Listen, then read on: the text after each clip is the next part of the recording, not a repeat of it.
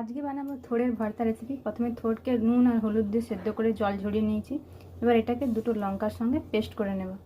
এতে তেল দিয়ে দিয়েছি। তেল গরম হয়ে গেলে দিয়ে দেবো কালো জিরে, সামান্য পরিমাণ হলুদ, নুন না মাখিয়ে রেখেছিলাম চিংড়ি মাছে, এবার এগুলো দিয়ে দেবো। দিয়ে ভালো করে ভেজে নেব। মাছগুলো বড় একটু খুঁটি দিয়ে কেটে নেবো। আপনারা চাইলে বাজার থেকে ছোটো ছোটো চিংড়ি মাছ নিয়ে আসুন, তাহলে ভালো হবে। আরও মাছগুলো ভাজা হয়ে গেলে দিয়ে দেবো পেস্ট করে রাখা থোড়গুলো।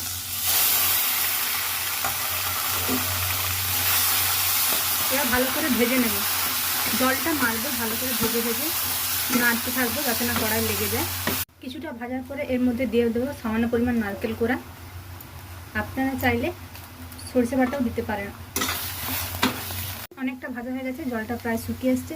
এই সময় একটু কাঁচা সরষের তেল দিয়ে দেবো আর একটু ভালো করে এটা মাখিয়ে নেব।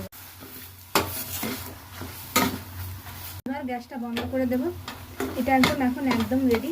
গরম ভাতের সঙ্গে গরম গরম সার্ভ করুন এবং এটা এত সুস্বাদু। এর আরেকটা রেসিপি হয়, যদি জানতে চান কমেন্ট করে জানাবেন। Subscribe my channel and support me. Thank you.